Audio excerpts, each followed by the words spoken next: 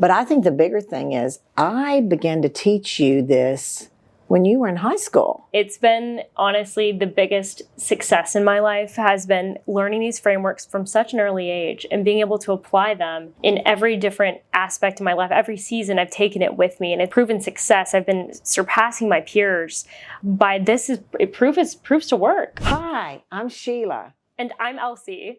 Welcome to the Ladder Lab.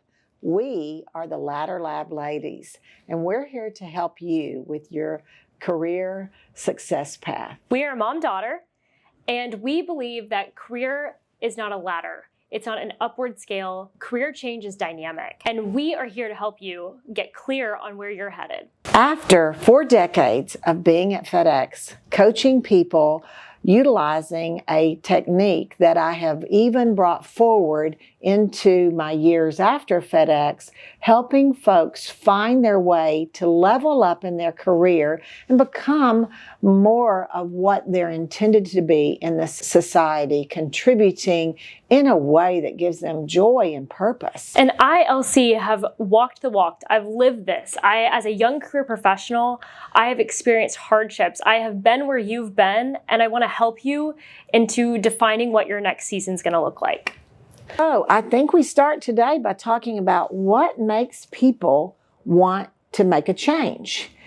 And you and I have both seen that in our past. When I look back at FedEx and I saw no matter what the level the individual was, they would come to me asking my help for them to level up or even change careers, and in some cases, leave the business and start a business on their own. They didn't know how to do it. The bigger thing was what happened before they reached that point.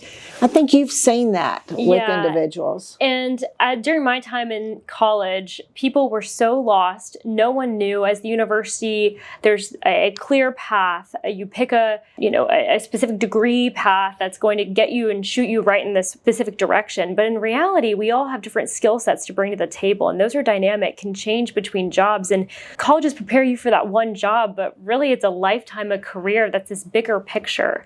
And I was coaching people while I was in college and now post-grad, and it's really helping people to really understand that bigger picture and understanding their values and what do they dream about. And colleges teach you to do that, but you don't do that once you get in that first job and beyond. Well, you get in the first job and you go to work. Yeah. And then you really learn those skills, and now you're ready to do something else and you don't know what that is. Right. But I think the bigger thing is I began to teach you this when you were in high school. It's been honestly the biggest success in my life has been learning these frameworks from such an early age and being able to apply them in every different aspect of my life. Every season I've taken it with me and it's proven success. I've been surpassing my peers by this. It proves to work, really.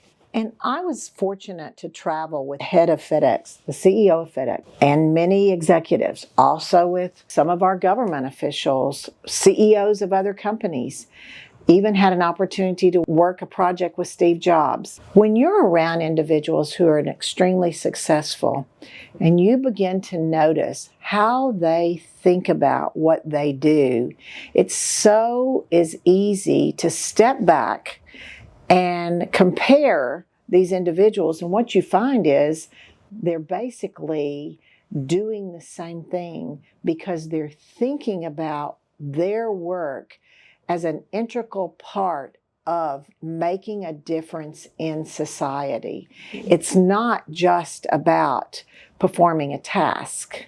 When you leave college, you're taught to perform a task, but then you reach about midway in your career, you realize there's more to life than just performing a task. So I think that people begin to feel stuck, and there's some signs of feeling stuck before that actually happens. Feeling of that transition is needing to happen. And you really start feeling that in when things start to become harder, the job that you originally were hired to do becomes really boring, becomes routine, becomes and harder to do. Honestly, what used to spark joy doesn't spark anymore. I think that's the first telltale sign that your season's changing, that transition is needed. And I think so many people blame the circumstances around them, the economy, certain things happening at your boss, certain things happening at work and family life, that it's maybe really that your season needs to change, that you need to change, not necessarily you blame it on your circumstances. Well, they like to blame the boss. Yeah, the boss. The boss won't promote me. The boss this. They recognize other people, and now they're a little irritated. Mm-hmm. And then they also start looking at their peers that they're interacting with, and they're not as interesting. Mm-hmm. Or they find going to work a little bit more difficult. And that, as you said, spills over into other parts of their life. Yes. We call this phase the identification of transition. Mm-hmm. You're starting to see these signs that transition is needed, but many times people don't know what that is. They just know they're not happy. And so it's easy for us to see because we've coached so many people, and frankly, we've utilized these skills ourselves. We've lived it, yeah. The first thing we like to have a person do when they reach this point is to just take out a piece of paper. Maybe a journal. That's a good idea. Because we're going to be going through many different things here, and it's going to be important for you to really track where you've been and where we're headed. Yes, that's a good idea. Yeah, I'm a big journaler anyway. Journals are important. So what you would do, first of all, before you do this, when I ask you to do this, don't say, I already know this information. Mm-hmm. It's like going on a diet, and they ask you to write down everything you've eaten that day. And you don't really want to do it. You don't think you need to do it. You think you can remember. But when you do it, you go, oh, I ate a lot of food that day. It's the same thing here. Write down everything you can think of in your current life. Start with your family. What does it look like? Are you married? Do you have children? Then identify your home. Do you have a house? Are you in an apartment? Identify what you're driving. Your age. Your age, yes. Definitely stand. What do your friends look like? What do you do for a hobby? What conversations are you having? We're going to get really detailed. Everything you can think about yourself and write them down. Once you get that list, really look at it. In fact, sit on it for a few days. If you need to add things to it, the biggest thing we're looking for here is for you to really understand where you're spending your time, what you own to date, what you focus on to date, where your energy is spent, what conversations are you having for growth, what are you reading, what clubs are you a part of, identifying who you are right now. And then after that, you feel free to pause this video and come back, because getting that clear is very important before we can even talk about the future. But once you've gotten that down, now you're going to flip the page, or if you have room, you can just put it on the same page, and we're going to write out the 3-year trajectory of where you want to go in 3 years. If your current life if it stays the same in 3 years, what will that look like? Yeah. It's gonna show you clearly, if this doesn't change, what that outcome will be in 3 years. Once you've done that, and I have done this in my life and have seen where once you can choose them side by side, see them, and understand that if you don't change your situation, where you will be in 3 years is not where you want to go in 5-10 years. Well, don't you agree that once you put down exactly what your life is today, mm-hmm. and remember, you wrote on the other side, if you change nothing, what will it be in 3 years? Well, what will it be? The same. It will be the same. Right. You'll be stuck. Right. And you won't feel that you're getting out of that a need for transition. You're going to continue to feel this need for change, that it's going to be the same boring day-to-day routine stuff. You're still going to be having the same conversations with your boss, same company. Now it's time to really evaluate your satisfaction level based having those two side by side and understanding if even rate it on a scale of 1 to 5. How satisfied are you really going to be in 3 years based on that? And for me, it's always been 0. Yeah. I've always been, I've got to change, and I've got to change everything. I mean, there might be 1 or 2 things, you like your friends, but at the end of the day, you're making that choice. And I think from that moment, you're making the choice to change. You've heard that concept where people say you can't take people with you to the next level sometimes. Mm-hmm. Well, these are the things we're getting you to think about. So when you grade the satisfaction level of, I'm in an apartment, in 3 years if I change nothing, I'll be in an apartment. Maybe is that satisfactory? Hey, maybe you have roommates. You want to I have roommates now. 3 years, if I change nothing, I'll have roommates. Is that satisfactory? And you're grading where you're looking at the situation and making a determination. Is it time to put a stake in the ground and do something different? Get unstuck. Yes. And Mom, you've done this. You've lived this out. I think, you've really, obviously, these frameworks, you've created them, you've used them, but you've even used them from the very start. So maybe share how you had used this from the very beginning. Well, right out of college, I was in love, and I was going to marry this man.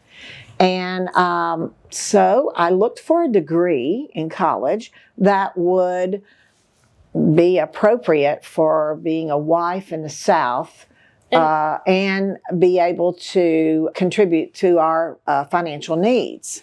And I was going to just add that I think a lot of times the society, the university, parents, they can kind of direct you in one way that, at the end you'll be making money. I'm not saying that this is just generalizing, but it could be for finance, and it could be for, in healthcare industry. Well, at the end you're going to be making a significant amount of money.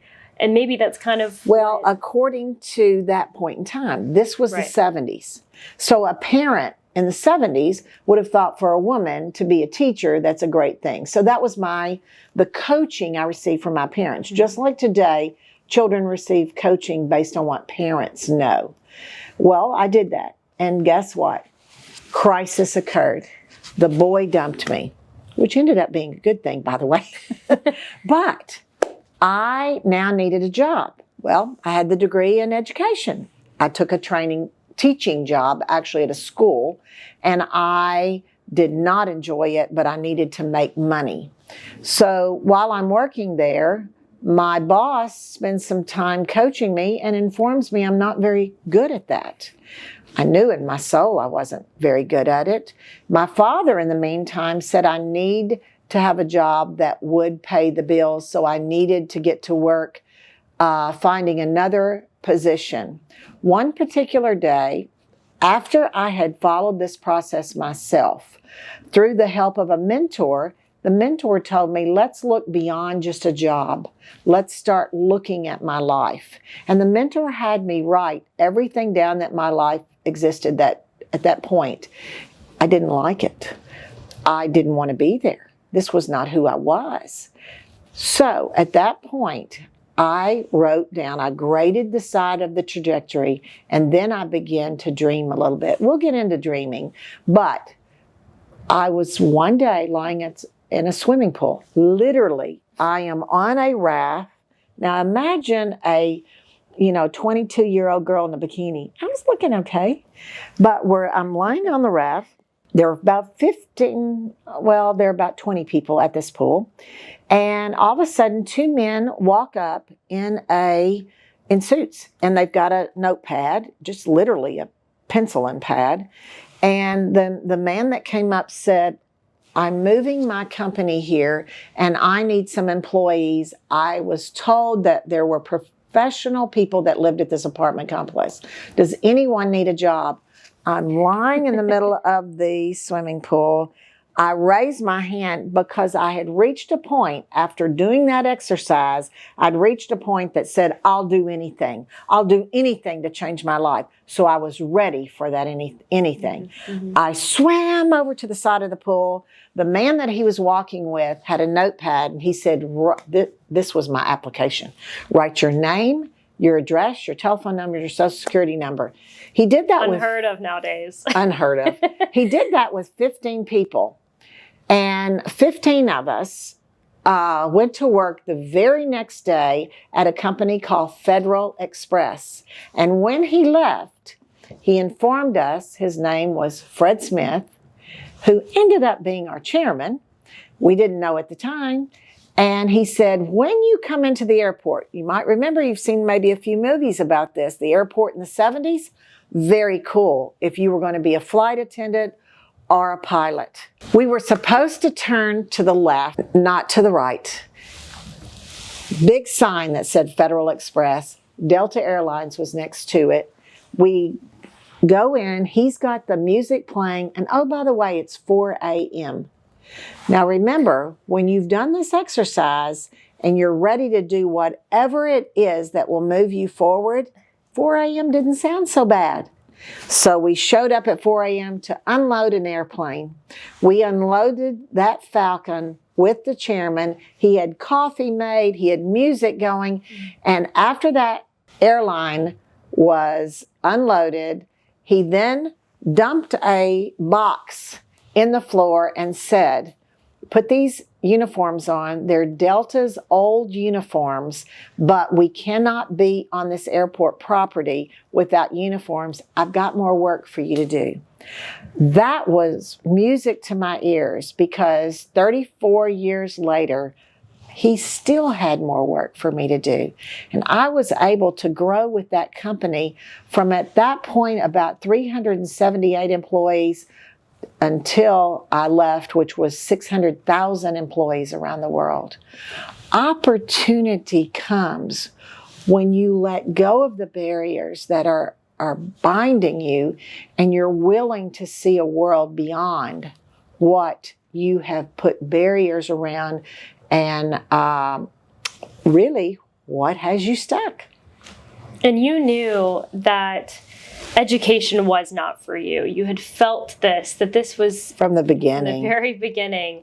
And so you had reached that point that you made that choice that you were willing to do anything, even if it meant going at 4 a.m. to go unload boxes. And that's so inspirational. And I think that so many people feel in their 9-to-5 jobs that there isn't a way out, that this is the only way, that this is life now, that, you know, in order, they got to pay the bills, especially younger people who they don't want to live at home with their parents. So this is the only option really, is to stay in their jobs that maybe they aren't good at and don't love, but it's making their money so they can pay the bills. And so making that decision that you're willing to do what it takes, yes, is a defining moment. So thank you for sharing that. Now that we've discussed all of this, please make sure that you write down your current season and your 3-year trajectory and make sure you've evaluated all of that. Once you've done all of that, we're going to be dreaming next. And that's really the fun part. So make sure you click in the description below, click the link, and that will take you to our frameworks around dreaming, because we're going to be dreaming next and good things are coming. We're excited.